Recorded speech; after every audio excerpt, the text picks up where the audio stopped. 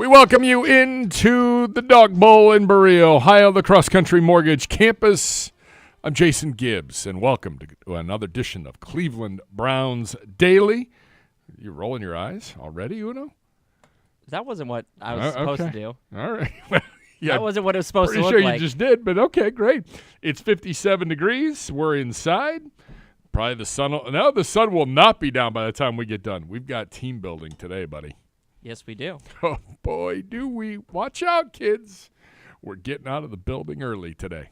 That's right. Looking forward to it indeed, thanks to Ricky and the Content and Production Leadership Council. Getting out early, doing a little team building. 57 degrees and sunny. Well, it's not sunny anymore. It was sunny as I drove here this morning, but a little overcast. I hope you're getting out and enjoying it, maybe playing a little golf, a little small ball. God knows Zegura would be throwing up an excuse that he had to leave if he were here, but he's on his way home from the desert. Same with Bishop. Like, one's in California, one's in Arizona, and they're both on their way home, and they will be back with you tomorrow. And we'll have a little fun tomorrow. It's Griff Day tomorrow. Maybe a little celebration of Uno's birthday, which is on Friday. What could go wrong? Big weekend coming up here for Griff and I. Like, Griff Day, birthday. And then we go right into the combine. And then into the combine. Like, that's a lot of fun in a row there. People in the building, they're like, are you taking Uno and Ocho to the combine? I said, you're darn right I am. They've earned it. You guys have put in all the time, all the effort. I think it's only right that you get to go and experience the craziness that is the NFL Scouting Combine in Indianapolis. And we will be live from the Combine Tuesday, Wednesday, which is also a First Friday, and Thursday from Indianapolis. General Manager Andrew Berry will join us. Assistant GM Glenn Cook will join us. The head coach of your Cleveland Browns, Kevin Stefanski. Numerous other luminaries, and you know who they are, year in and year out, will be joining us from Media Row in Indianapolis. Looking forward to it. Should be some good stories coming out of the evening festivities.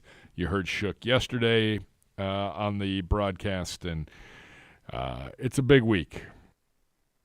Not only because of being on Media Row and getting to talk to Coach and GM, but also it's a great information gathering session in advance of free agency and in advance of the draft. I don't even know who said it this morning. I know who did. Diana Rossini tweeted out today. She was like, we have the NFL Combine next week in Indy, and the NFL news cycle is about to explode. Rest up, friends. Okay. Diana throwing bombs out there already.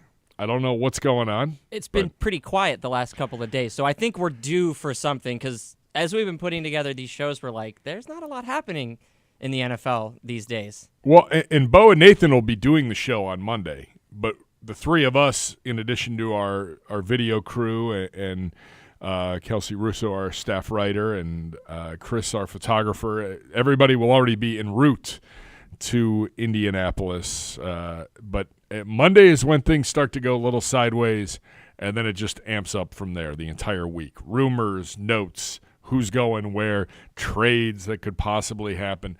We have had some insane things happen. I will never forget Bo Bishop trying to stand on a stair next to Kyler Murray to see if he was taller than Kyler Murray. I think he was, by the way.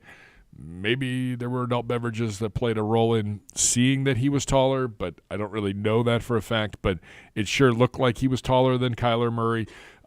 Listed at 5'10", so take that for what you want. He might be shorter than that. Yeah, Unclear. sure kind of looked that way.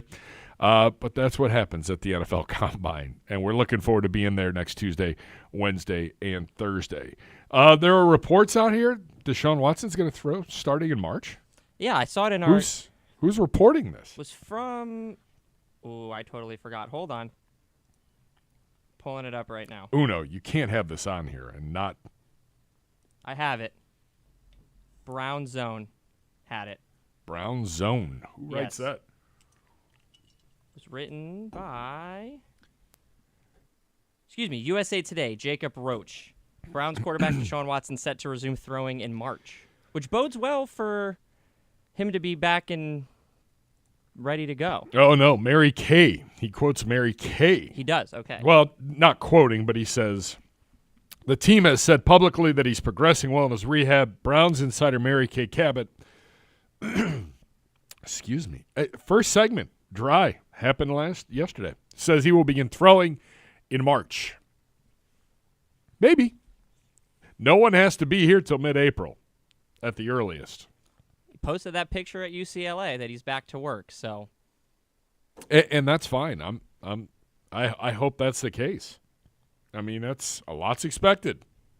So let's see how this all plays out. And he's got time, but the earlier that he starts throwing, I think the better off we're all going to feel as we get ready for this 2024 season, which I don't know why you're putting this in here other than to just make me angry. Well, there's some more stuff in this article from Mary Kay that was kind of interesting about like why the other teams that they play won't be going to Brazil. I think God hates me and is like, let me give you another challenge in the coming seasons. The Eagles want to protect all of their division opponents. The Jaguars can't because they're playing in London. The Panthers can't because they're playing in Germany. So that eliminates all of those teams. That eliminates 5 of their 8 or 9 home games. 9 this year? Yeah, the NFC has 9 home games. Yeah, because it leaves Atlanta, Green Bay, the Pukers, and us. Yes. Send Green Bay. It's a mighty franchise. Jordan Love. Send the Steelers. Send the Squealers. That's right. Maybe don't send them back. I'm fine with that, Nick Paulus. Good afternoon Totally to you. fine with that. Yeah, it's a battle of Pennsylvania. It doesn't have to be in Philly. In Brazil. Just put it in Brazil. By the way, the Pukers do very well with the audience down in South America. I know this for a fact. They do quite well. Send them there. Don't send us. Send us to London. And again, I just had a conversation with someone about this earlier today. I don't know what's going to happen. None of us know. I can assume that they're probably going to announce that opponent before they announce the entire NFL schedule. That'll be one of those. They do like a game a day leading up to the schedule release, or they announce it at the owners' meetings. I could see that being the case just because you have to prepare. You have to do a lot of things. When we went to London in 2017, we had to change all the plugs on our gear. We had to reconfigure our gear. It could only weigh X amount. What comes out of the travel pack? We basically had to rebuild our travel pack, and you need time to do that. The problem with Brazil is you're the guinea pig. You're the first one. I'd rather be the second team or the second game. Give me Brazil the year after. London. I already know what to expect when I go to London. I've been to London. Germany. I've got enough teams that I know that have been over there. They can tell me what to expect. No one knows what to expect when you go to Brazil. I know that the World Cup was there. I think the Olympics were there. I think Rio had one. I think so. But I'm assuming there were events in Sao Paulo, especially from a FIFA side of things. It's just a lot. It is. Everybody's excited about it except for the people that have to be on the ground and doing work. Let's just put it that way. That's where I'm at. Uno's ready to go. Uno, don't even look at me. You have this grin on your face. You want to live your best life on the beach. If I got invited, I would there's have no a fun beach time. in Sao Paulo. No, I think it's probably. It's a landlocked. Landlocked city. Yeah. It's all right. Gerard Cheerry will join us at 2:00. Yeah, I'm him sure and I are going to go have some fun in Brazil. Great. Yeah, between you two and Clay and Griff. Griff, welcome back. Nice to see you could actually show up and do some work. I'm sure I'm getting a face. Just a wave. Just a wave. Well, I hope he had a good time. So Mary Kay says some of the reasons. She listed out the fact that we're one of 4 that probably make the most sense. let's see, the international games. The Browns and Eagles have a great working relationship. We do. That's true. And Had the joint practices this year. Yeah, and the GMs know each other well, and Andrew Berry is thought of very well. Catherine Raish came from over there. There's coaches from there, all that fun stuff. So, the one thing that I think people are maybe there's two things that people are overlooking. People don't realize, and it's more than you think, that this is week 1. This isn't going to be week 4 or week 5 with a bye week, the week after. Like, this is week 1 on a Friday night. We're going earlier. If we're the first game, there's going to be PR opportunities, play 60s, and we're going to be there for most of the week. We're going to practice there. We're going to get ready for the game. It's opening week on a Friday night. It's not later in the season. You're the second game of the whole season. Yeah. The following Friday is Billy Joel and Rod Stewart at Cleveland Browns Stadium. Our grounds crew I would put them up against anybody in the National Football League. But to turn around and get a stage and chairs and take down everything and get that field ready to play less than 48 hours later, probably an enormous undertaking, which means you are on the road for the first 2 weeks of the season. Do we want that? Mary Kay does mention the whole Billy and Rod are here that second weekend, so it would be interesting if the NFL gave the Browns 2 away games and 1 in a different country. Now, in 2023, 4 teams opened with 2 straight road games. Dolphins, 49ers, Packers, Raiders. In 2022, 3 teams did. Bucks, Colts, Patriots. Wouldn't be a deal breaker. She also mentions the Browns travel very well, and boy do we. I'm not sure Brazil's ready for Browns Nation to descend upon it. Again, if you get arrested, it's another country. That's a whole nother problem for you. You're not exactly getting out on bail on Monday. It is not the Muni lot. It's not the Muni lot. Going to be a little different. Although I would also say, if you go to Philly, Philly's the one of the only cities that I would say you're potentially taking your life in your hands going to a Philadelphia Eagles game wearing something other than Philadelphia Eagles gear. They booed Santa Claus. They booed their own cheerleaders. It's a rough crowd in Philadelphia. They threw snowballs at Santa. There you go. Thank you, Nick. Exactly. So I'm not sure it's a travel destination game anyways, but the Browns do travel well.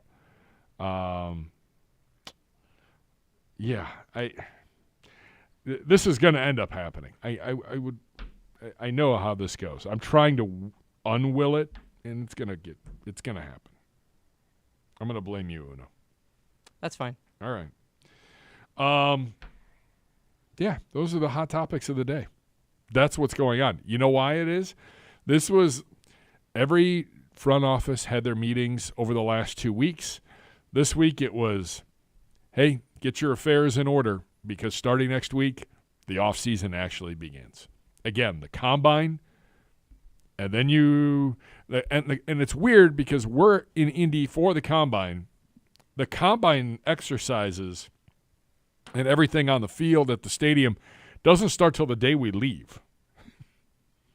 So Thursday starts the actual combine drills, and they will go through to the following Monday. Yeah, we get weigh-ins and interviews, basically. Correct. So by the time the combine wraps, you've got 3 or 4 days, and then legal tampering begins on Monday, March 11th at 12 o'clock. It goes till 4 o'clock on Wednesday the 13th, and on Wednesday the 13th, free agency and the new NFL year officially begin. Now, we've seen trades made before all of this begins.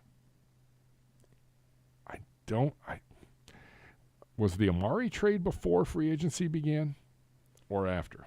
I gotta look. I know it was on the weekend, I think. Oh, I know it was on a weekend. I remember being at home, sitting on my couch when I got that news. So, like, not even in school. Let's see.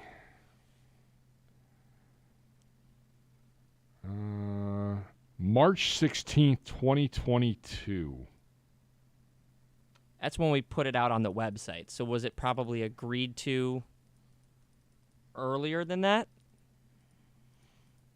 And not like it was reportedly a trade, and then it was official? Oh, yeah, March 16th was a Wednesday.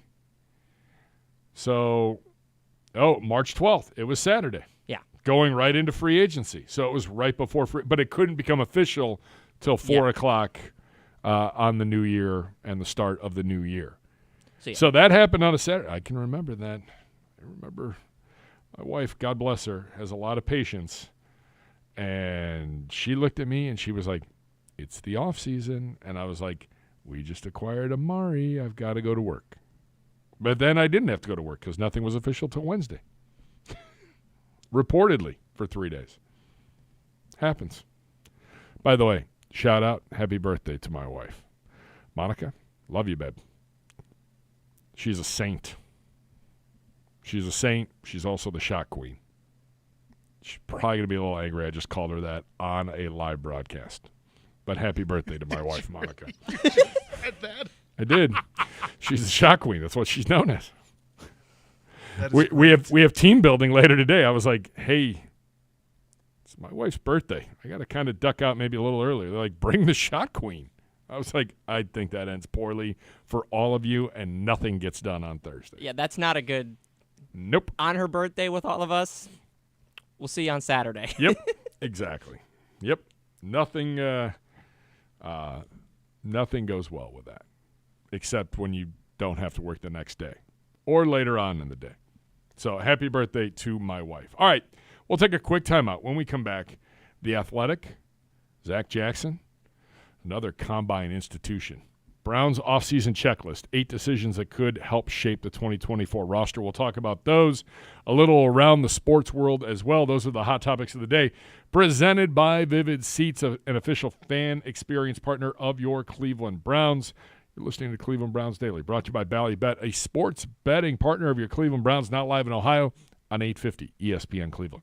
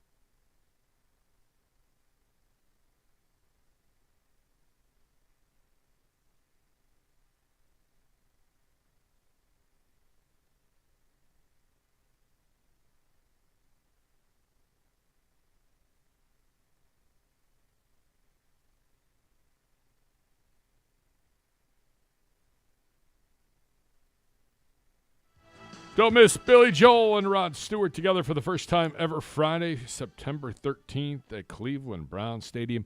Tickets on sale now. Visit clevelandbrownstadium.com/Billy and Rod 2024 for more information. It's Billy Joel and Rod Stewart together for one night only. Little programming note from our friends at NFL Network today. 4 o'clock today, one of their top games of the year. Browns-Colts 2023, week number 7.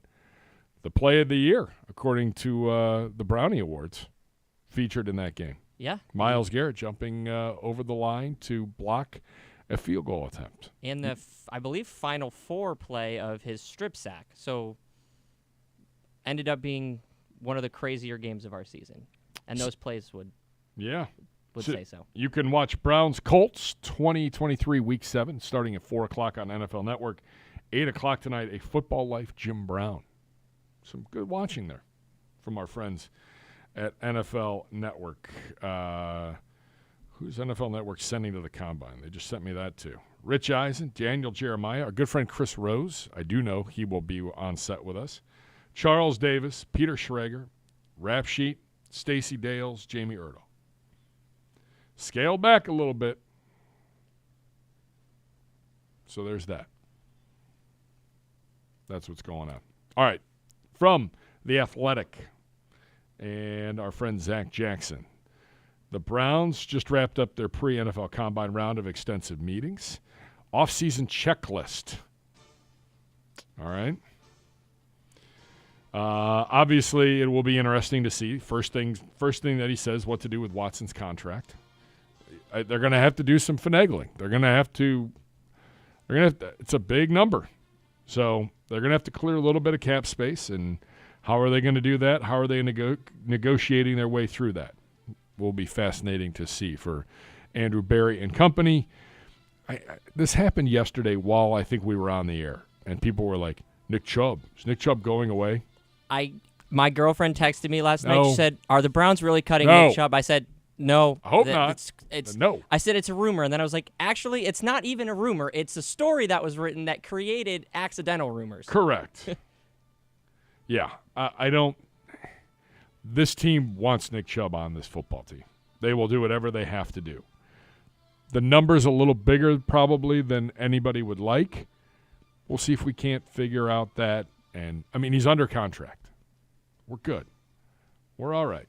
We'll figure it out. He's going to be here. Come on. Positive thoughts. It's February. RGM has a history of restructuring contracts in a way they're like pretty are good unexpected, at it. like that I've never seen teams do before. I'm confident he can figure out how to do it for Nick Chubb. All right. My question, Paulus and Uno, for you both. What's more of a priority, defensive tackle or defensive end? Paulus, I'll start with you. I got to go with defensive end because we're not sure exactly what's going to be going on with Za'Darius. Now, I love Za'Darius, and I hope that he comes back because I thought he was fantastic down the stretch of the year. But I don't know if you can survive on one-year deals like what we've done with Za'Darius and Clowney. So I would love to be able to find somebody that would last here a little bit longer as that number 2 defensive end going forward. So I would love for them to put all of their efforts in finding that next guy to Myles. Uno. I was going to say defensive tackle because I believe most of our free agents that are on the defense are in that same room. Shelby Harris will be a free agent. Mo Hurst will be a free agent. Jordan Elliott will be a free agent.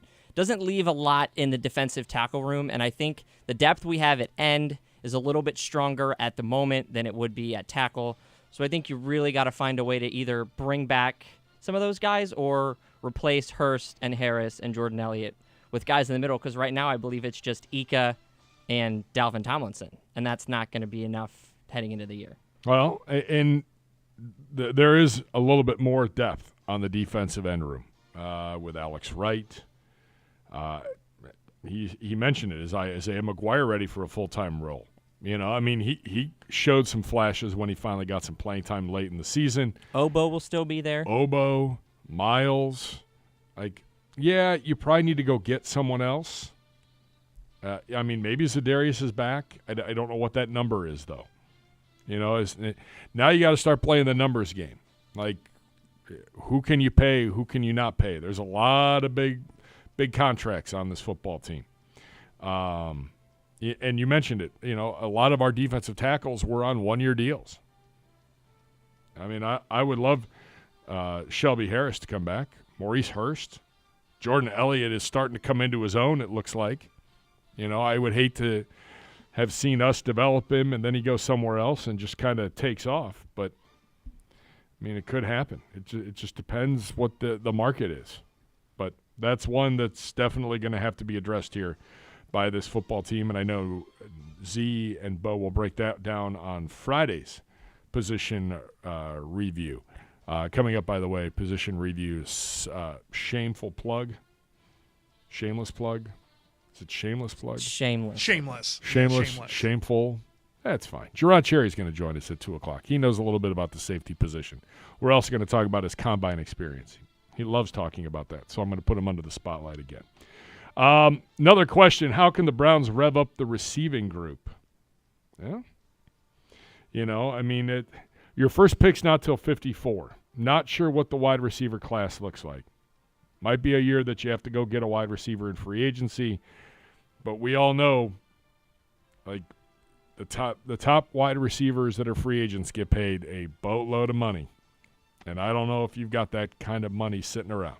The good news for the Browns is I think at 54, the kind of guys you would want are probably available. The down-the-field speed guys, like the Roman Wilsons, the Troy Franklins. Those are the kind of guys that you'd want because they can just spread the field and just run deep while Cooper does his stuff over the middle. But I don't know, I don't know how much a rookie receiver really adds to a room that probably needs some experience. Correct. I mean, David Bell's starting to show a little bit. You got to see what you have with Cedric Tillman. It's a big year for him. I mean, Moore, it's his last year under contract. I mean, there's some guys already in that room. So, in terms of going out and making a huge, big money splash, I'm not sure that you're going to be able to do that. And drafting one at pick 54 in the second round, who knows? Who knows if that works out? Some second-round receivers turn into superstars. Yeah, and some don't. I mean, it's in the sixth round. Donovan Peoples-Jones did all right. Maybe we can bring back DPJ. I like DPJ. I miss him. Hope all's well. Another question from him. What's the status and budget, in parentheses, for the quarterback room? I talked about this yesterday, and I talked about it with Z last week because he's like, all your money's into Deshaun Watson. I was like, but you better have a backup that is competent and good enough to win you football games and get you into the playoffs. I mean, we kind of showed it this year. We had to get Joe Flacco off the couch. Dorian Thompson-Robinson got hurt. He showed some flashes in that Denver game before he got hurt. You know, I mean, you're hoping that DTR can take that next step. But if not, or you're not feeling comfortable and you want three quarterbacks, how much are you willing to spend? I think whenever you're looking at it from the standpoint of exactly what you just said, Gibbs, I mean, we had to go get Joe Flacco, and he was our fourth quarterback that we had, for this year. But in order to make the playoffs, you need to have that veteran presence. So I love DTR as well. I love his skill set. I think that he is going to be a player for us, down the road, and whether that's in the backup role as the number two or, who knows, who knows what happens. But I feel like you need to have that veteran presence there, especially for this playoff squad. So if there's a guy out there that, is looking to just try and revive his career at any point in time, maybe you take a look at him. And again, you're looking at contracts. I mean, JOK needs to get a contract extension probably, coming off the best year of his career. He's in the final year of his deal. Greg Newsom's in the final year right now. We can pick up the fifth-year option. And the fifth-year option's fully guaranteed. Like, that's a lot of money, too. MJ Emerson isn't far from getting paid. This is already year 3 for him. Yeah. And he's a third-round pick, so it's only a 4-year deal. Yep. So that gets brought up. Another big question, the future of the offensive tackle position. Jed Wills, on his fifth-year option this year, worth almost $15 million. Conklin recovering from his second major knee injury. I mean, DeJuan Jones working his way back from surgery. Same with Jed. James Hudson entering the final year of his rookie deal. A lot of questions at that tackle spot. I mean, you think you know what you have with DeJuan Jones. I mean, Conklin's been banged up a ton. And Jed's another one of those guys I think that's in a prove-it year. This is a big one for him. Yeah, you got to show up and show out. I think Jed was really getting into form right before he got injured, where some of like he was stacking some good performances, and I think the injury really derailed that for him. Because then he was supposed to come back and he didn't, and it was just the setbacks were tough for him. I think he's got a chance to bounce back pretty well because you saw the flashes coming for him. Yep, absolutely. And then the budget for veteran experience, and specifically for special teams. Have to find out. Sione Takitaki, free agent. Anthony Walker Jr., free agent. Michael Dunn, Nick Harris, Corey Bojorquez, free agent. D-Hop. Out of those names that you just mentioned, who do you think is the biggest priority? I love a guy like Taki who battled back from an awful injury and beat the odds and came back early. I like him from a leadership standpoint, what he can do on defense, what he gives you on special teams. That would probably be the leader of that group that I just mentioned. I like Bojorquez too. I mean, he's done a fine job, but I look at Bojorquez and I go, is that a salary cap number? Is that a number that they're like, we need to be under? And I don't know what Corey Bojorquez is going to want money-wise. I like Corey Bojorquez. All these guys. AWOC. I love AWOC, but AWOC's had some season-ending injuries. See, I would say I would love to have AWOC back. Absolutely. And obviously, yes. like you said, all of these guys have been fantastic for us. My issue with AWOC is the injuries, and it just keeps happening every single year. And it's just awful because I think he truly is that leader that really runs the show on that defense. And I know Miles is out there, and he grew so amazingly into that leadership role this year, but AWOC is still that green dot out there. He's so good. I feel like they could bring Dunn back, probably Nick Harris too, probably for a lower number for a year, maybe 2 years. I think that they could bring them back. I mean, Dustin Hopkins, I love D-Hop, scheduled to make $3 million. Is that a guy that they look at and now? It doesn't sound like a lot, but for You're bringing him back. Yeah. You're bringing him. You back. better bring. I need him back. He's a good human being, and he's a hell of a kicker. On the special teams front, Mike Ford, Matt Adams, 1-year deals. Like defensive tackles, Shelby Harris, Mo Hurst, all those guys were 1-year deals. I mean, there's a lot of contracts that our people have to figure out what they're going to do. So, and how much do you want to spend on certain positions? What's your evaluation on certain positions? A couple other things from around the sports world. Anybody watch the All-Star game? Uno? Unfortunately, yes. Yeah, I had it on like a secondary screen for a little bit and turned it off very quickly. All right. This year's NBA All-Star game generated a healthy audience of 5.5 million viewers. That's up 20% from last year's NBA All-Star game, according to SportsMediaWatch.com. The NFL's Pro Bowl games, which have morphed into a flag football game combined with some skills competitions, outdrew the NBA All-Star game. 5.79, so just a little bit more, but still outdrew it 2 weeks before the NBA All-Star game. MLB had the most watched All-Star game with 7 million views last summer, although that is far below what the Midsummer Classic used to have. Baseball still has the best one in terms of like it's at least still a baseball game, and it still feels like the players want to play baseball. Whereas the NBA All-Star game that I watched, it was just who can shoot the most three-pointers and hope they make them. Not a lot of defense. No. Like, I've seen nice defensive plays in the MLB All-Star Game where you wouldn't see that. Like, no one's going for the steal in the NBA. All right. Which All-Star – Uno, you asked this. Which All-Star event is the coolest? Home run derby, three-point contest, dunk contest. No dodgeball for the NFL? I put et cetera because I couldn't think of any more. Whatever the skills challenges are that they're throwing out there. I prefer I at least watched the NBA All-Star Saturday night.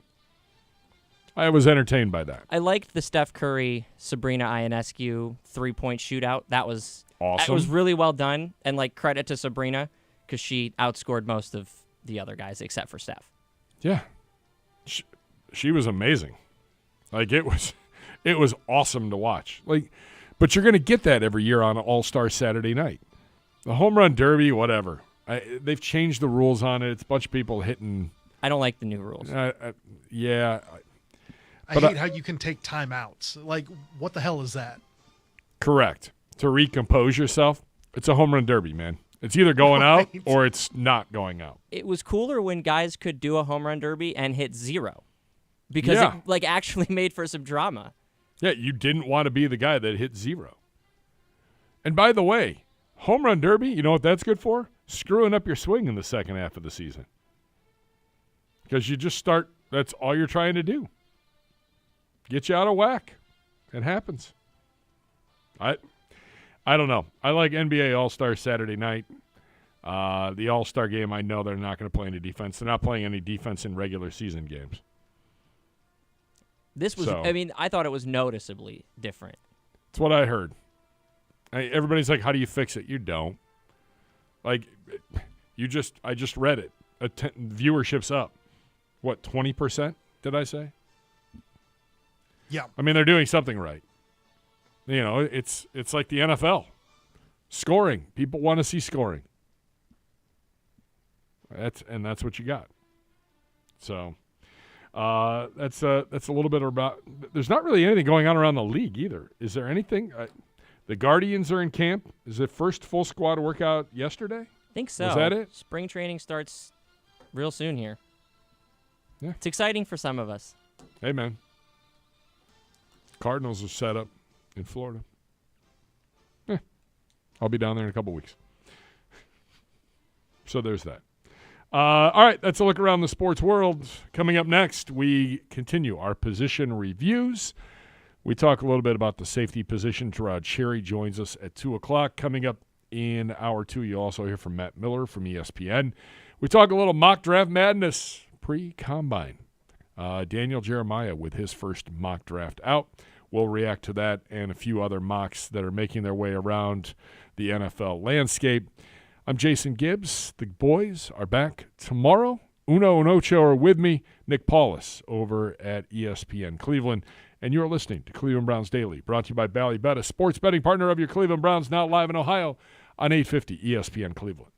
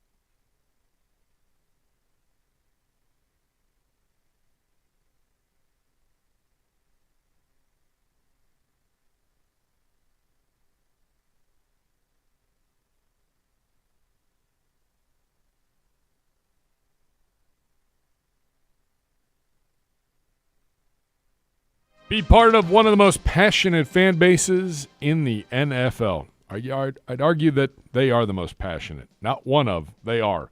Join Next Gen STM, presented by Ticketmaster, the official waitlist of your Cleveland Browns. Being a Next Gen STM is the best chance to become a season ticket member in future seasons. Visit clevelandbrowns.com/nextgenstm and reserve your spot today. I'm Jason Gibbs. Gerard Cheerry joins us coming up in about 15 minutes from now. Time to break down a little position recap from the 2023 season. Today, a look at safeties. That's why Gerard will join us, because he played safety. Before I start there, so Justin Fields is on with the St. Brown brothers on the 33rd team. And he was asked why he unfollowed the Bears and anything to do with the Bears. Man, why do people take social media so serious? I still mess with the Bears. I'm just trying to take a little break. I unfollowed the Bears and the NFL. I'm not just trying to have football on my timeline. All it's right, a good Justin. answer. I don't know if I believe him. All right. But it's a good answer. The only problem, Justin, is I don't know if anybody's buying what you're selling. So there's that. That being said, let's go on to our safety room. The Bears have their own issues. Boy, do they. We could talk a little bit about the Browns safety room, however. Safeties on the roster for 2024 at the strong safety spot. Grant Delpit, D'Anthony Bell. The free safeties that are back, Juan Thornhill, Ronnie Hickman. Everybody else is a free agent. Rodney McLeod, Daron Harmon, I believe Tanner McAllister is also a free agent. He is. He just signed a futures contract with Denver. Okay. This He's offseason. gone. Well, then he's definitely not available. Rodney McLeod signed a one-year deal for the 2023 season, was set to bring in a veteran presence and depth to the secondary. He played 10 games before McLeod was placed on injury reserve with a biceps injury in November that required surgery, ending his season. Finished with 1 pass defended, 29 total tackles, 16 solo tackles, and 2 tackles for a loss. I would also tell you he was a coach on the sideline and really helped bring along some of these younger guys, especially as we got into December and all of a sudden we were playing the third-string safeties on this football team. So McLeod was a great leader behind the scenes, a great leader of the defense, a leader in that room, and just a really good guy. I hope the Browns can find a way to bring him back. Daron Harmon was a great addition to this football team. First signed to the Browns practice squad in November before he was signed to the active roster in December. Added some depth to that secondary, much-needed depth to that Browns secondary. Harmon played 4 games for the Browns during the regular season, had 1 interception, 2 passes defended, 16 total tackles, 3 for a loss, 1 QB hit. I believe he got his first career sack this season, too. I think He that was did. the point we talked about. He did. Nathan Zegura with that stat in the middle of the game. We had waited for it. I can't remember what game that was.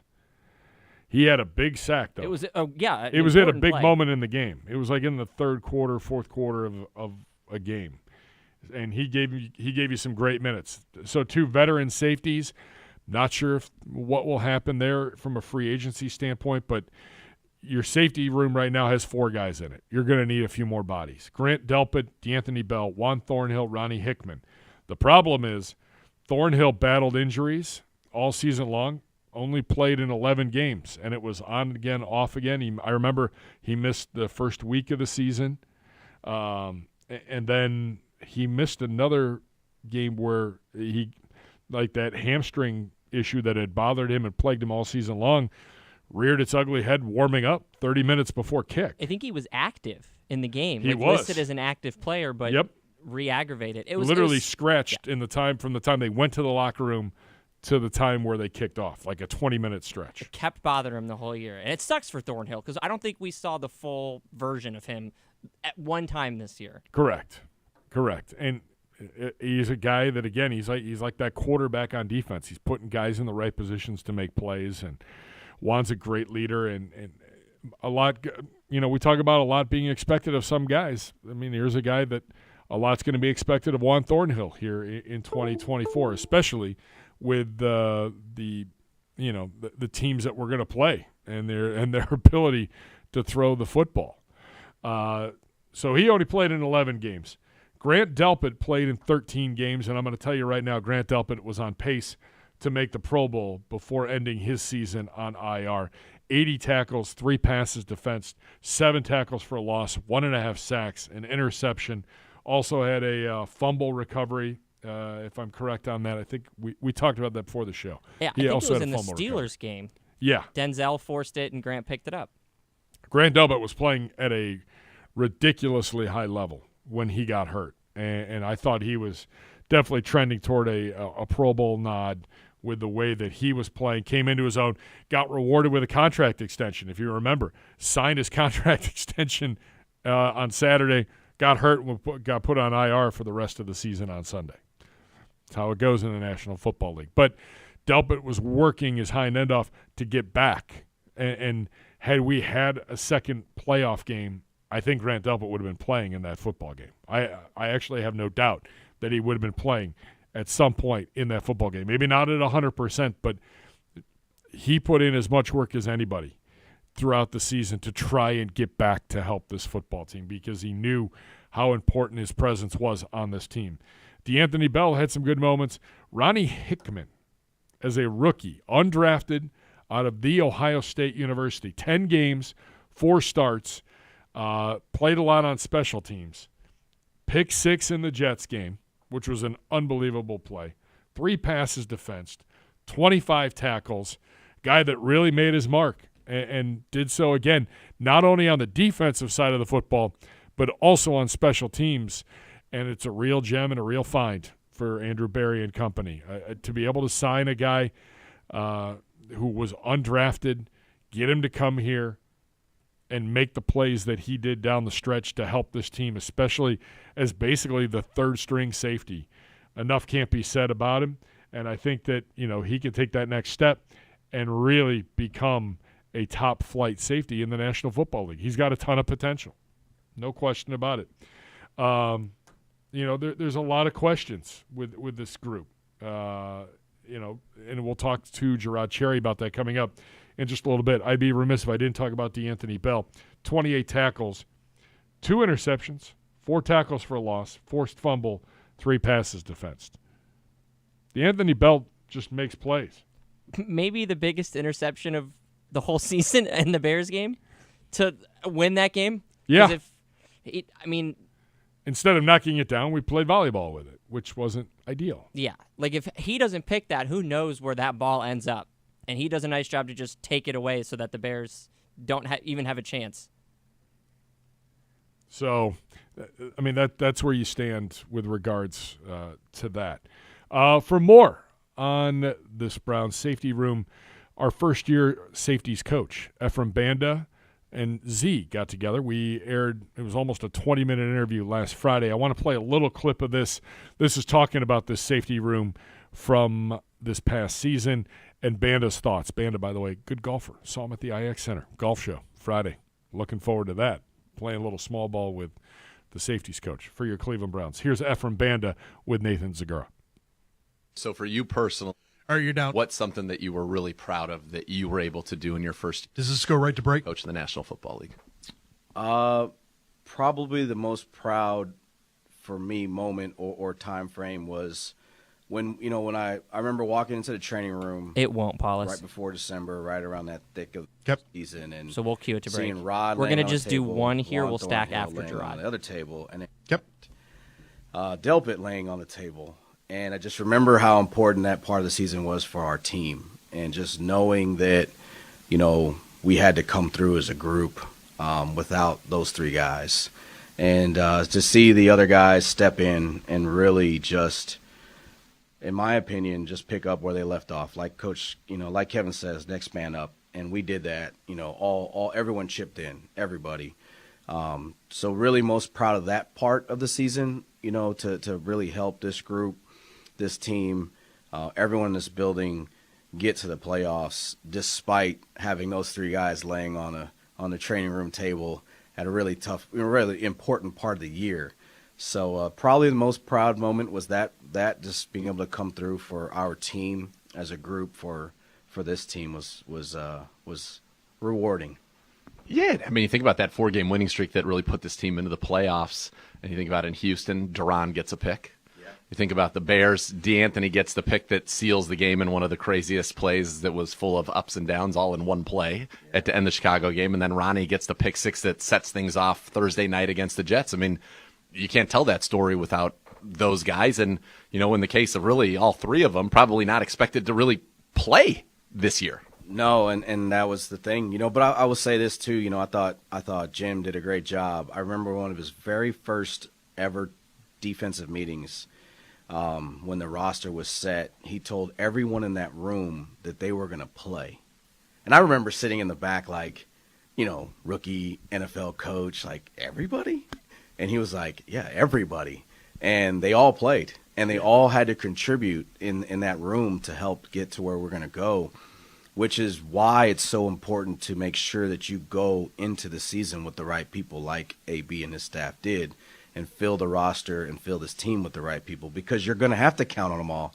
And I will never forget that lesson that Jim taught us on that day, and it wound up coming true. So it was fun to see those guys come with the right mindset and prepare for that moment, which is what they did all year. This was a very magical season. It was a fun season, but as you pointed out, Rod and Grant didn't get to participate late into the season. Juan got banged up as it went on, so I'm sure there's a lot of hunger there for you working with kind of that diverse group where you mentioned at various points you had a 13-year veteran, a 12-year veteran, you got guys in their prime, and you had the young guys who came in.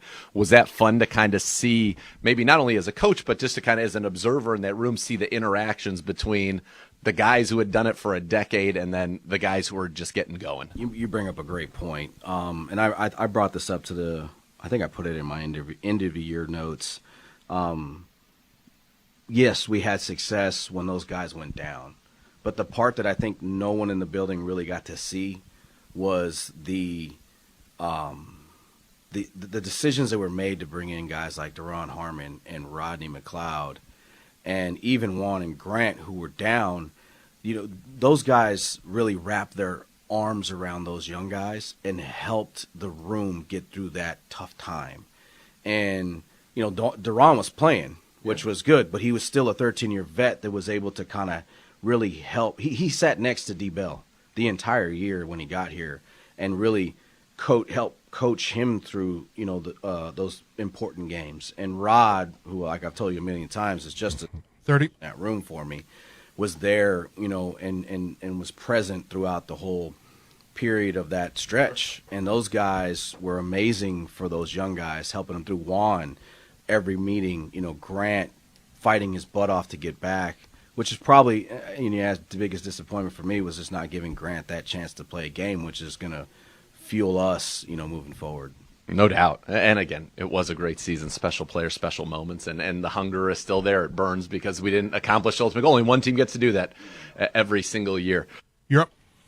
That is Ephraim Banda with our own Nathan Zegura. For that full interview, make sure you go to clevelandbrowns.com or our YouTube page, youtube.com/Browns, to catch that interview. Almost 20 minutes long to recap the entire season in that safety room and that defense. Also to talk about Ephraim Banda's experience as the defensive coordinator down at the Senior Bowl, as he had a big role in that, and a guy that could help this Browns front office as they get closer to the draft, because he's seen most of those guys on that defensive side of the football. So a real plus to have Coach Banda down at the Senior Bowl with us, and, of course, to have him on our staff. We'll take a quick timeout. When we come back, Gerard Cheerry joins me. We talk a little bit about the safety room, about the defense as a whole, and I'm sure we'll talk about Brazil because he's constantly texting me nonstop about it. He's so excited. And the Combine. You're listening to Cleveland Browns Daily, brought to you by Ballybet, a sports betting partner of your Cleveland Browns, now live in Ohio on 850 ESPN Cleveland.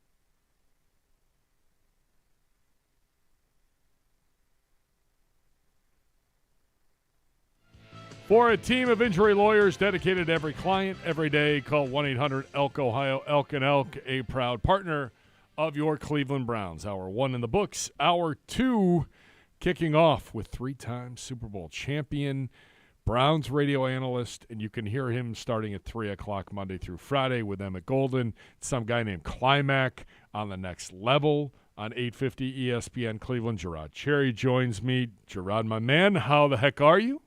I am doing excelente, Gibby. Whoa. What's up with you? I'm doing all right. Are you getting any downtime? Any vacations planned anytime soon? Nah, man, my vacation is going to be about 4 or 5 months from now. We're in Brazil. That's my vacation plan. Nah, in all kidding, no. Nope. Malensik just lost it in the other room. Uno is dying laughing. He goes, you know what this is going to lead to. This is going to be a whole conversation on going to Brazil. No doubt about it. But no, man, I haven't had anything planned yet, which makes no sense, Jay, because it was a 7-month bender. And at some point, I really need to sit down and say, okay, a week off, at least a week.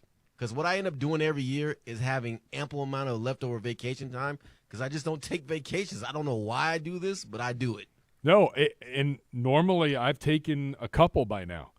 And it just, we just haven't done it. And we're headed south here in a couple weeks once the combine wraps up finally. But I'm like, my wife's like, you got to take your vacation. Yeah. And I'm like, I know, but what am I going to do? Am I going to sit inside and just watch the cloudiness? Like, if I'm taking time off, I want to go somewhere. Yeah, and that's what I'm debating on, too. Where am I going to go? Yeah, exactly.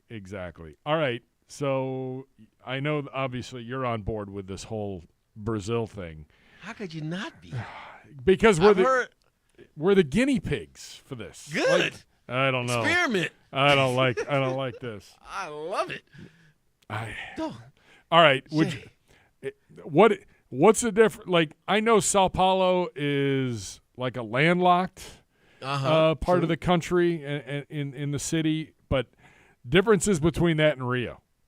Major difference. One, like you just described, a bigger city, and you got 26 million plus that you're dealing with in Sao Paulo, and then obviously Rio's on the beach, and you got Copacabana Beach, and I think that's a bad situation for everyone. And what that represents, but we won't be there. We'll be in Sao Paulo, so we'll be good there. But anywhere it go, you're gonna be in Brazil. You can't go wrong. And one thing I can tell you about Brazilians, because I know a few, when they do things, yes, you do.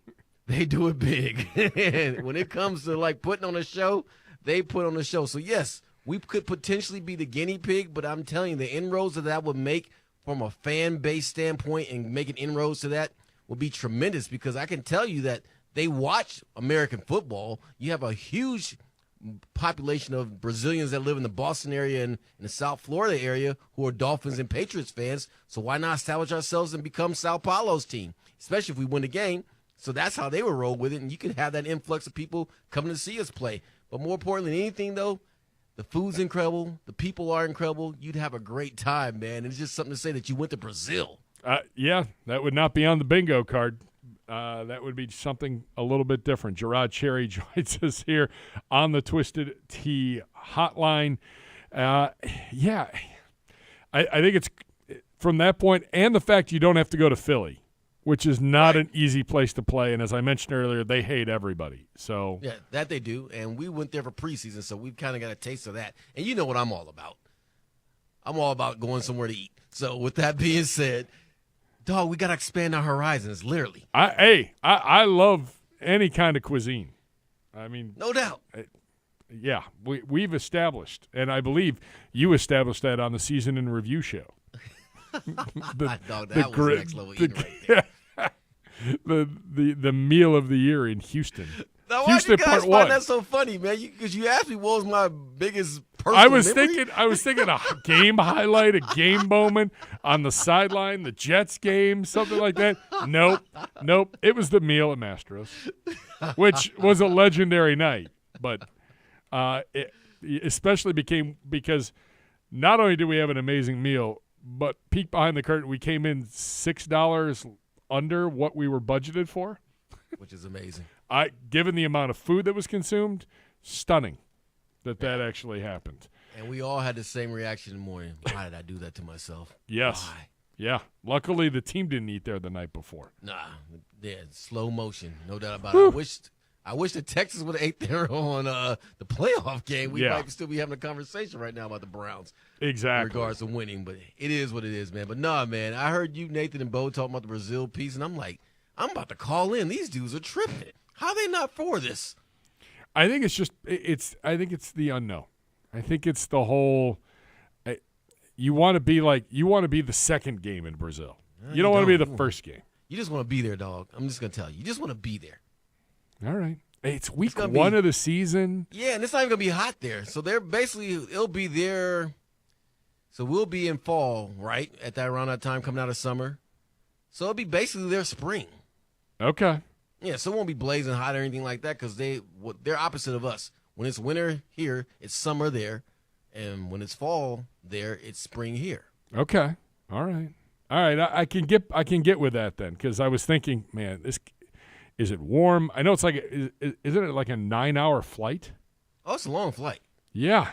It's a 12-hour flight. 12-hour flight. Yeah, 12-hour flight. It's a long flight. I was maybe trying to will 9 hours. With our pilot, it could be 9. Oh, I promise you it'll be 9. If not 8. Our pilots are very good at getting us very quickly to certain places. All right. Enough about Brazil. Let's talk a little bit about this safety room and the 2023 season, Gerard. And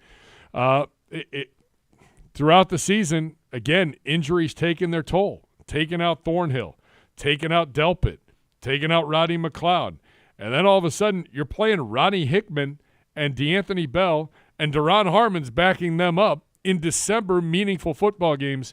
And not only do the youngins hold their own, but they made it known that they're going to be a force to be reckoned with. Oh, they certainly did. That's the assessment that I would give. And what I walked away from was that we have something that most teams beg for. I don't care what the position group is, and that's depth. Those guys, Harmon and Hickman got, and Bell, obviously, and Harmon's been a veteran, but Bell in particular and Hickman, they got ample amount of experience, Jay, on games that actually counted and meant something, and they stepped up, showed out. So if you are a Brown supporter and if you're the coaching staff and as well as the scouting department, you're saying to yourself, one thing that we know that we have is a deep secondary, especially at the safety position, because you obviously got veterans in Thornhill and Delpit and what that represents. But having the experience that Bell and Hickman got, that is tremendous. As a matter of fact, if they're up for free agency right now, it'd be fair to say they get some suitors, Jay, because of the experience that they got. Absolutely. And that's, I talked about it in the last segment, to get Ronnie Hickman, to have Ronnie Hickman go undrafted and the Browns to convince him, hey, come here, come to rookie minicamp. Let's see what you got. And then from there, he just took off. He had a great veteran minicamp and then all the way through the offseason program, and it translated into the preseason where Ronnie Hickman got a ton of playing time. If you remember the first pick here, pick there. Yeah, in the first 3 games, because remember we had 4 preseason games. He had a ton of playing time, and he made plays all over the field. And you know what you get. DeAnthony Bell, same thing. DeAnthony Bell, all the guy does is make plays. Right, and that's the part again where you already have Delpit and Thornhill obviously penciled in that they're going to be your starters. But to have those type of guys getting that type of play, and we already know that Schwartz likes to employ a 3 safety rotation as well, they don't walk out there blind. They have been in playoff football games, Jay. That is huge. And for the confidence standpoint, you don't think Bell and Hickman right now are saying to themselves, I can do this? Of course they are. They should be saying this because you know what they did? They did do this. Absolutely. They should be pushing for time here in 2024. The biggest key to me is keeping this room healthy. Exactly. Thornhill battled injuries, that hamstring all season long. It kept him just to 11 games. Delpit was 13 games in, signed his contract extension, and just boom. Bad luck. Got hurt the next day, IR, and he did everything he could to come back. And I think had we played a second postseason game, he would have been back. But, a lot expected of those 2 guys in 2024. Delpit especially, who I really felt like started to turn the corner prior to him getting hurt. He was playing at a Pro Bowl level. Yeah, think about how JOK was playing, right? And what that represented, how he took that step. Grant was doing the same thing. doing the exact same thing. So much so, think about the lack of activity he was starting to get from teams just simply saying, you know what? We're going to leave you alone. We're going to avoid you. We're not even going to come in your area. It was like Denzel Ward treatment he was starting to get, where you wouldn't see tight ends being thrown to, and they were not running in his direction. In year prior, they were trying him to see what he could do. So, yes, he was certainly headed down that path of a Pro Bowl caliber season. Then it went awry, and it does, from a timing standpoint, absolutely suck when you sign a new contract and then the next day you get hurt and you're out for the rest of the season.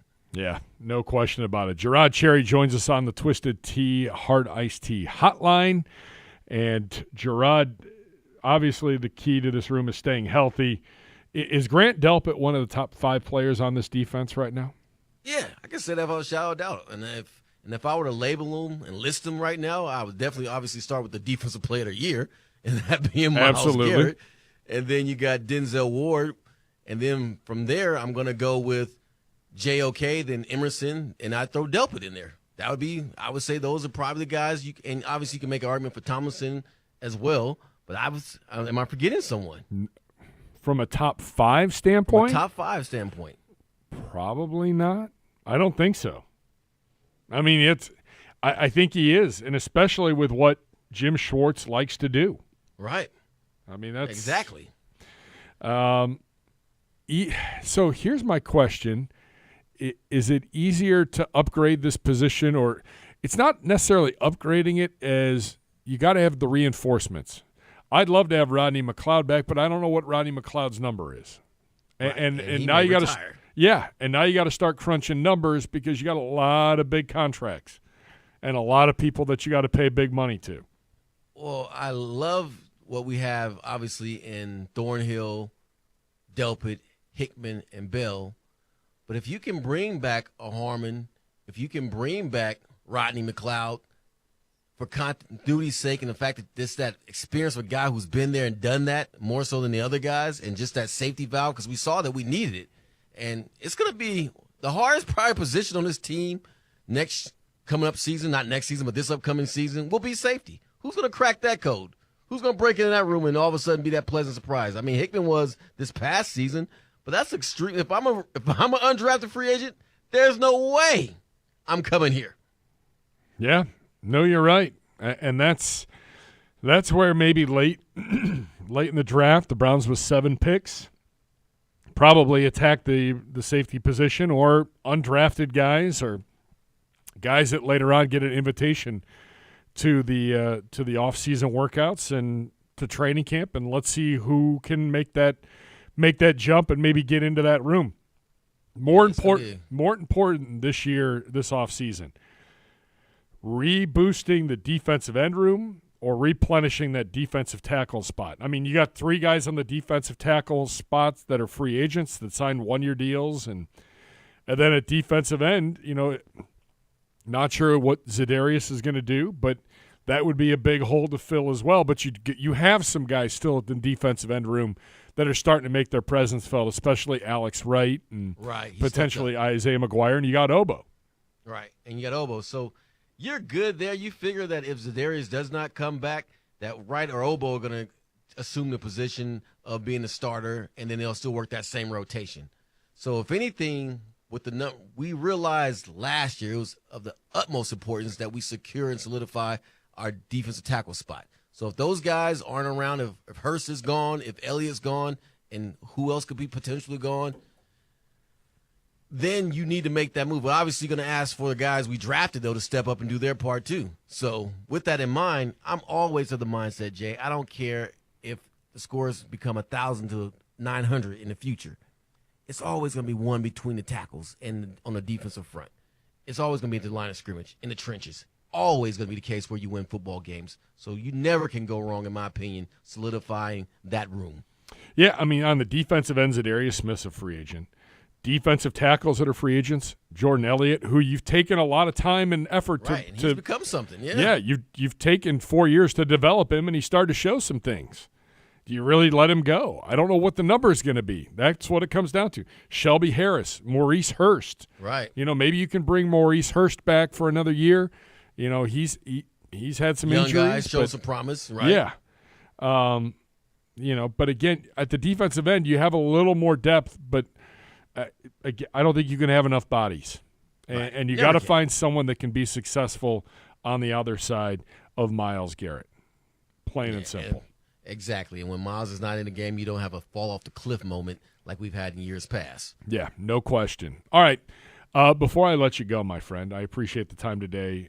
Gerard up at 3 o'clock with Emmett and Jordan Klimek on the next level. You can hear Monday through Friday on ESPN Cleveland from 3 to 6. NFL Combine is next week. If you had one piece of advice for all these fine gentlemen that have been invited to the NFL Combine, what would it be? I think I have a feeling, but You already know the answer. I got a feeling I already know. But what is your one piece of advice, my friend? Earplugs, and if need be, make up some excuse where you cannot have a roommate in your room with you and you can sleep and get some rest, because that hurt me tremendously. The night of the Combine, I got no sleep. Long flight from Cali to Indy, no sleep whatsoever. My roommate snored like no other, and I'm certain that played a part in my lackluster performance at the Combine. And you were still taken in the second round. Right, and still taken in the second round. Unbelievable. Did everything else test out all right? Like, It was decent, but it could have been much better. So I basically spent the whole time there climbing back, trying to get my rep back. And the sad part about it is the time I ran, Jay, I would do that warming up. I ran Really? 4.5s in my sleep. wow. Oh, yeah, not good, my friend. Yeah, dog. So no, bring something that can guarantee. If you have to take melatonin, take melatonin.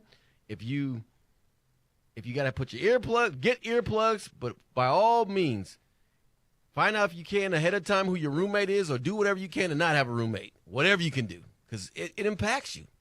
It certainly does. Absolutely. And we've seen the smallest things become the biggest problems or the biggest questions. Whether or not they should be or not, the littlest things get magnified at the NFL. Don't give them a reason, is scouting what I say. combine. Don't give them a reason. Amen. Gerard, I appreciate the time, my friend. I wish you and the family all the best. Hope the missus as well. And look forward to talking with you again soon, my friend. Sounds good, my man. All Viva right. Brazil. Yeah, stop it. I hope not. That's Gerard Cheerry on the Twisted Tea Hard Iced Tea Hotline. We'll take a timeout. When we come back on the show, a little draft time. You'll hear from ESPN's Matt Miller. He was on an NFL conference call yesterday with a number of the members of the media, college football media, and the pros. So a lot of questions, talking some quarterbacks, but also talking cornerback, talking about the tackles in this year's draft, all that and more. That comes your way in just a few minutes from right now. You're listening to Cleveland Browns Daily, brought to you by Ballybet, a sports betting partner of your Cleveland Browns, now live in Ohio on 850 ESPN Cleveland.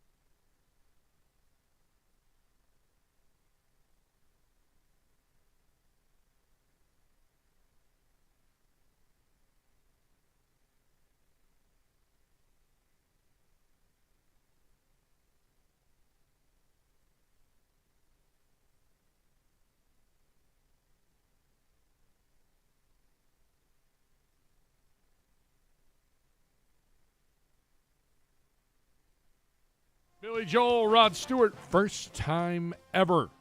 Friday night, September 13th. I did this yesterday. Yes. I'm consistent. Good news.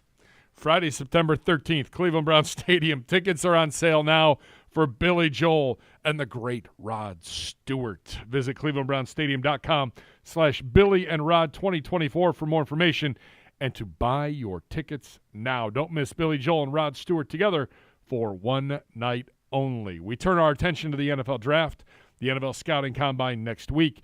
Browns Daily live from there Tuesday, Wednesday, Thursday, and looking forward to making the trek to Indianapolis yet again here in 2024. Matt Miller, ESPN draft guru, good friend of the program, met with the media yesterday to preview the Combine, to talk about some of the big positions. Quarterback obviously came up. The corners, the top corners in this draft, offensive tackles, tight end position, a few positions that maybe the Browns could be looking at here in the 2024 NFL Draft. And, of course, got to leave in the quarterback talk as well, because Matt Miller has got a lot of quarterbacks in the top half of his first-round mock draft. Here's Matt Miller from ESPN meeting with the media.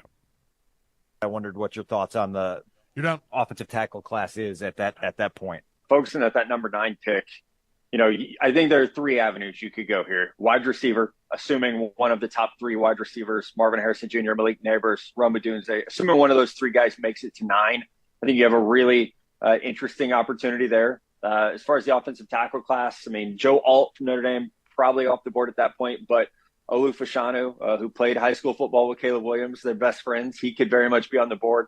I like this offensive tackle class. I think it's unique in that we have those 2 guys who are, clear-cut, I think top 10 type picks. They both play left tackle.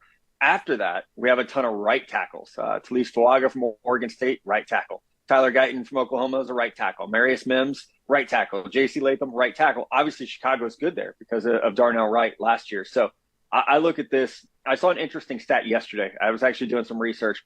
Braxton Jones finished top 5 in the NFL in pass block win rate among tackles. He's got 2 more years on a 5th round rookie contract. It's pretty cheap for a left tackle that's finishing top 5 in pass block win rate. So I think here we are, a week before the Combine. I think the Bears got a great opportunity to get a franchise quarterback and then a game-changing wide receiver to pair him with and stay young and cheap on the offensive line. Hey, Matt, appreciate your time. I was curious what your early thoughts are on the cornerback class as a whole, how deep it is, how talented it is, and then specifically with Rakestraw from Missouri. Like, how do you value his, toughness, tenacity, willingness to tackle, I guess, those skills versus the lack of ball production? Yeah, I'll start with the overall class. I'm looking at it right now, and I have 6 corners with a first-round grade. So we could see a run on the corner position, most definitely. It is a year in which I think there are a lot of teams that have a need at corner, and then there are a lot of corners who are really good players. So the matchup this year of need versus value is really special at corner. I mean, also at offensive tackle. For the first 2 questions, a lot of teams are having needs at those same spots. Rakestraw is my guy. Like, that is my draft crush this year. I think all of us who do this for a living, we get a guy or two where, like, you kind of light up anytime you get a chance to talk about them. His toughness at the line of scrimmage is fantastic. I go back and watch the LSU game all the time. Like, LSU's offense absolutely crushed everybody they played. They threw at him one time. He was incomplete, and they never went back at him again the rest of the game, despite having Malik Neighbors and Brian Thomas, who are probably going to be top 20 picks, both of them. So I think that speaks to his reputation, how talented he is, that you're going to throw at a savvy veteran like Chris Abrams-Drain on the other side instead of challenging Rakestraw. And the fact that he played almost all year with a core muscle injury that he had surgery for in December, that just speaks to toughness for me. So, yeah, if you're looking for a prototypical, Detroit Lion type player, I think that physicality at the line of scrimmage. He is a great tackler in space as well, especially for not being the biggest guy. He's probably going to come in at like 6 foot, 190 pounds, maybe 195 if we're lucky. He's not a strikingly physical player when you're just looking at height, weight, strength.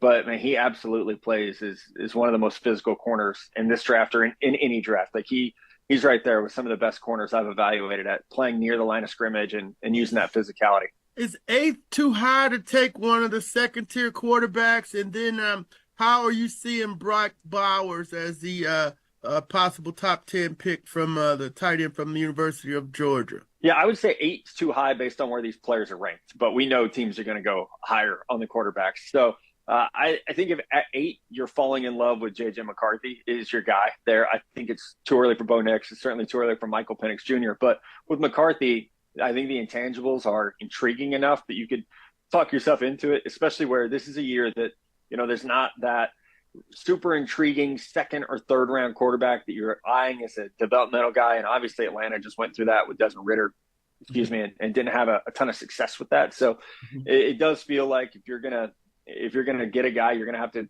swing early. I'll be curious to see. You've got veteran coaches come from a defensive background, if they're going to be willing to kind of wait on a rookie quarterback. But I think Atlanta is interesting because the offensive line is so talented. And as we know, they've spent a lot of draft picks on the offensive side of the ball. So very, very, very talented offense that J.J. McCarthy could just slide into. And as far as Brock Bowers, I love Brock Bowers, but when you sit down and do a mock draft, it is very hard to find a spot for a tight end. So every time I do a mock draft exercise, I feel like he's coming off the board at like 13, 14, 15, because those teams in the top 10 have so many needs, and they're going to go most likely, big positional value, quarterback, left tackle, wide receiver, corner. Those are the top 10 picks this year, it feels like. So a player like Bowers, despite the fact that, he might be one of the 5 most talented players in the draft, because he's a tight end, he tends to slip a little bit in mock drafts. It's a lot like Bijan Robinson last year, where it was like we knew how talented he was as a player. It was really hard to find a natural fit for him. The Falcons obviously were okay with taking a running back pretty early, and they've got a great player. So Bowers might be a similar spot, not to Atlanta, obviously, but a similar type player where you've got a team that's just going to look at best player available, regardless of position. That's Brock Bowers. So we'll go ahead and draft him and know that we've got a chance to get a Pro Bowl player. Hey, Matt, I just have a general draft question. Only 58 underclassmen in this draft. How has NIL money changed the draft? And specifically, what are you hearing from GMs and coaches about how it's changing their jobs? Yeah, I mean, it's changed it tremendously, just that number alone. I think this will be one of the shallowest draft pools that I've ever covered, because so many players are going back. And we have to remember there's also, the COVID year. I think this is the final year where players are potentially benefiting from that 2020 year that you could decide didn't count if you wanted to. So after this year, we might see that change a little bit. But NIL is huge. And I personally think it's a good thing for players. Instead of having to make a financial decision and go into the NFL early and maybe being a late round pick, you now have the opportunity to go back to school, support yourself, maybe, support your family if you're taking care of them, and improve your draft stock. And, Jaden Daniels is a fantastic example of that. Had he left college last year, he would have been a day 3 pick, probably a middle day 3 pick, because that was a pretty good quarterback class last year. He's able to go back to school. He's able to, fund going back to school thanks to NIL, and now he's in line to be a top 3 pick. So there are a lot of success stories of players now.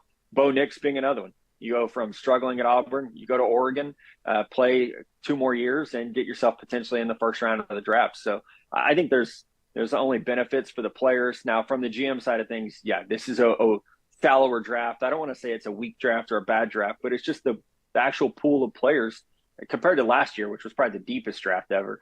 This will be a pretty shallow one. And it's something that, it kind of goes in waves. Last year was incredibly deep. Next year will probably be incredibly deep. So I think smart general managers are always looking at least a year ahead at each position group and at the draft as a whole to try to say, okay, this might be the year where we're willing to trade a 7th round pick in 2024 for a 7th round pick in 2025 because we like the talent pool a little bit better next year. So we could see some teams try to bail out a little bit on day 3, but 256 some players are going to get drafted regardless of how deep the draft pool is. I think they're definitely 300 players worthy of being drafted. So, smart GMs are going to take advantage of the way the value system works out this year.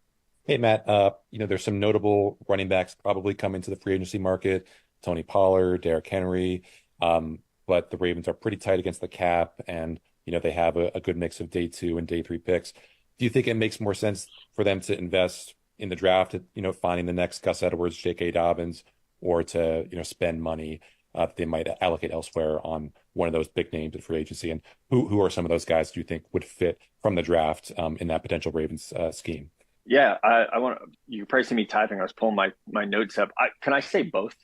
They should do both. I think you have three running backs, maybe four running backs who are free agents.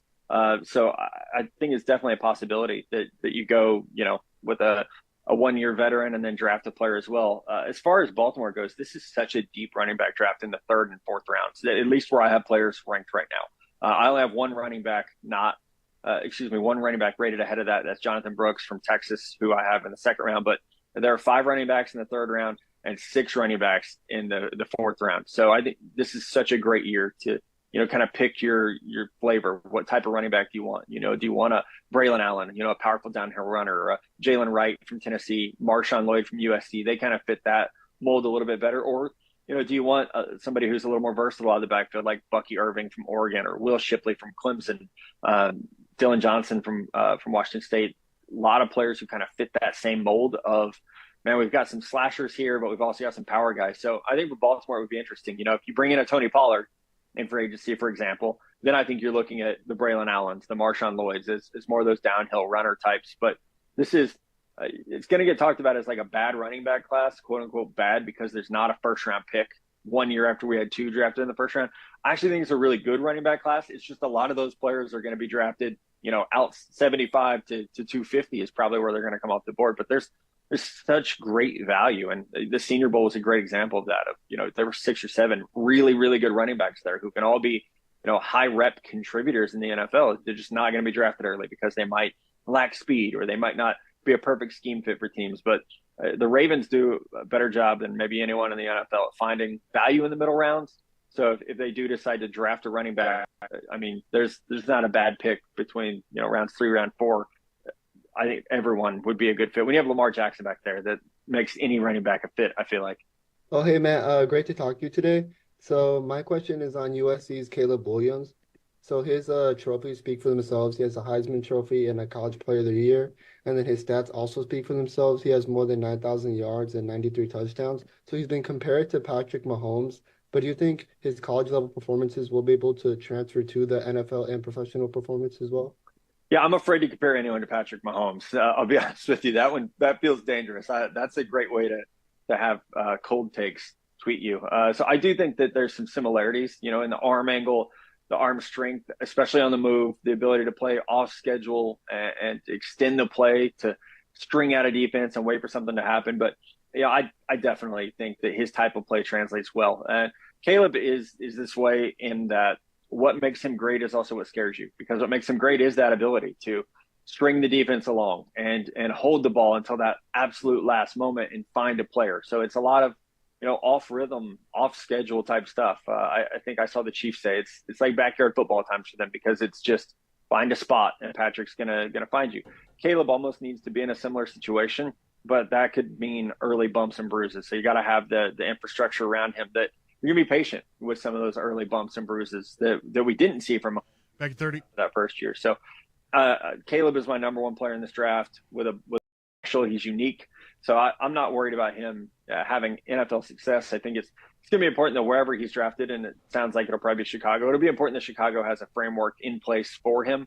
I think it really helps them that they've got Ryan Poles as general manager, who was in Kansas City and watched some of the guardrails that the Chiefs put up for Mahomes so that he could, be great and be creative, but still, have that early success because he did have a good scheme and system around. You're up.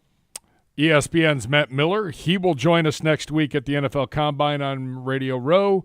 Also Jordan Reed, Field Yates, just to name a few dignitaries, in addition to GM Andrew Berry, Assistant GM Glenn Cook, and the head coach of your Cleveland Browns and the NFL's Coach of the Year, Kevin Stefanski. We'll take a quick timeout. More on the upcoming 2024 NFL Draft when we continue on Cleveland Browns Daily, brought to you by Ballybet, a sports betting partner of your Cleveland Browns, now live in Ohio on 850 ESPN Cleveland.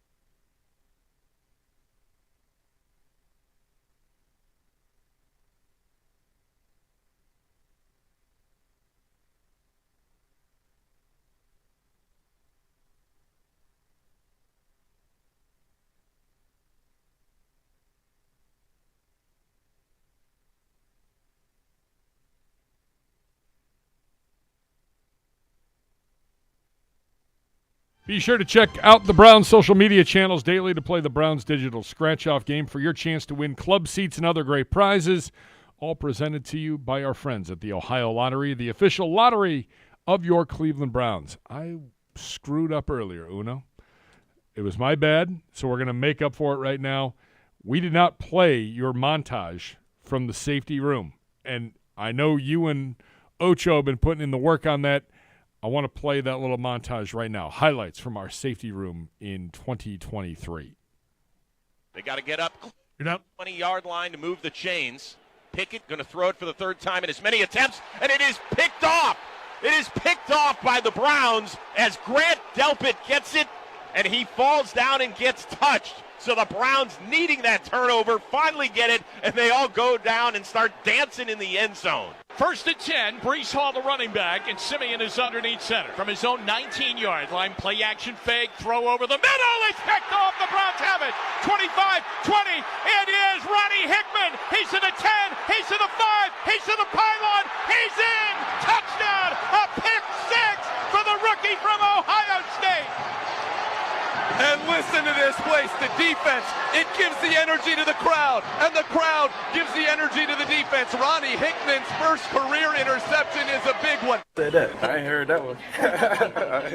They got to come see us. At the end of the day, they come to our house, man. And like I've said before, they're a great team right now. Quarterback's playing probably the best in the league, and the scheme fits him. They have a great defense. Like I said, man, they're riding their high horse right now. So that's probably the best time to get them. Burrow in the shotgun. Waits on the snap.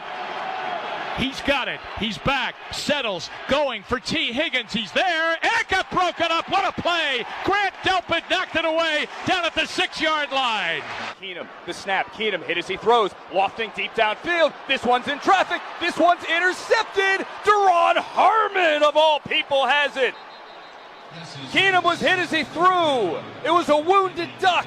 It hung in the air, and Harmon takes it away. This team is unbelievable. Deron Harmon on the streets a few weeks ago. This Browns team, unbelievable, Andrew. I mean, the season's not over. Like, everybody's they're gonna try to knock us while we're down. You know, they're gonna try to kick you while you're down. So we just got to pretty much forget everything that's in the media, you know, and just keep moving forward. Because everyone is against us, honestly. Like, they're gonna try to knock us down, but just keep pushing forward. Fields back to pass, up in the pocket. He rolls left. Time's run out. He's going to look. He's going to look. He's going to launch. It's going down into the end zone. Knock it down. The ball is intercepted. It's intercepted by the Browns as DeAnthony Bell got it. He got it. Ball game over. Browns win 20-17. It's all over. Thank God, because, Jim, that ball was knocked down onto Darnell Mooney's chest, who was on the ground, and then it popped up into the air miraculously, and DeAnthony Bell gets the interception. Darnell Mooney had a shot at it. Oh, my God, the Cardiac Kids are back, Jim, 9-5, and you remain undefeated. Keenum, the snap. Keenum hit as he throws. Lofting deep downfield. This one's in traffic. This one's intercepted. Deron Harmon, of all people, has it. Keenum was hit as he threw. It was a wounded duck. It hung in the air, and Back at 10. takes it away. This team is unbelievable. Deron Harmon on the streets a few weeks ago. This Browns team, unbelievable. You're up. Unbelievable is right. So much more to come when we return. You're listening to Cleveland Browns Daily, brought to you by Bally Bet, a sports betting partner of your Cleveland Browns, now live in Ohio on 850 ESPN Cleveland.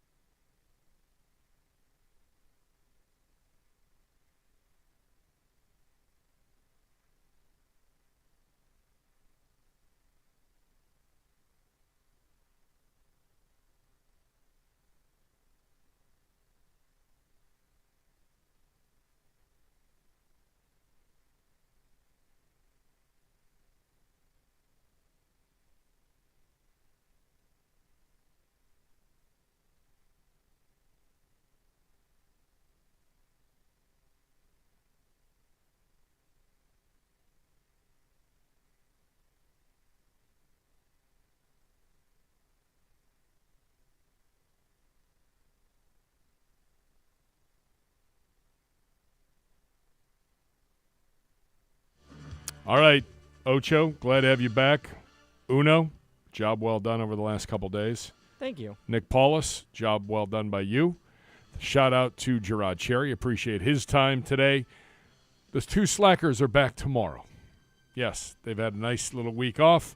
Back to reality for a couple days. And then we go to Indianapolis, and it all goes to hell in a handbasket. The next level is next. Emmett, Gerard, some guy named Climac. Enjoy it. They're on from 3 to 6.